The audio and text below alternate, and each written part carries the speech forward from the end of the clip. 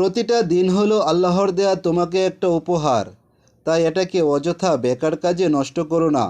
সফলতা তারাই পায় যারা ভোরবেলা ঘুম থেকে উঠে নিজের পছন্দের কাজে লেগে পড়ে। কোনো কাজ করতে গিয়ে যদি তুমি হতাশ হও, তাহলে সেই কাজের প্রতি তুমি অনুপ্রাণিত হবে কি করে? তুমি যত সেই কাজের সম্বন্ধে জানতে শুরু করবে, ততই তুমি অনুপ্রাণিত হতে থাকবে। যতই তুমি সেই কাজের পজিটিভ দিকগুলোকে অনুসন্ধান করতে থাকবে, ততই তুমি অনুপ্রাণিত হবে। মন খুলে বাঁচো, জীবনকে প্রত্যেক দিন উপলব্ধি করতে শেখো এবং আনন্দে থাকো। কারণ প্রত্যেক দিন কিন্তু তোমার জীবন থেকে একটা একটা করে দিন কমে যাচ্ছে, এটা মাথায় রেখো। জীবন বড়ই সুন্দর।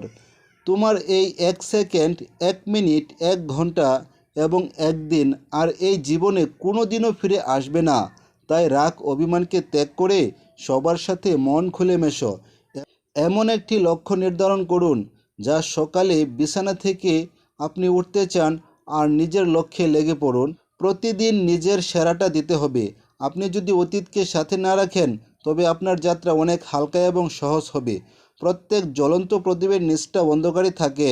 প্রত্যেক রাতের পর একটা সকালও হয়ে থাকে। সমস্যাকে দেখে ভয় পেয়ে যায় মানুষ, কিন্তু প্রত্যেক সমস্যার পিছনে একটা আশার আলো থাকে। ভিডিওটা যদি আপনার ভালো লেগে থাকে, তাহলে অবশ্যই চ্যানেলটাকে সাবস্ক্রাইব করে পাশে থাকবেন। সবাইকে ধন্যবাদ।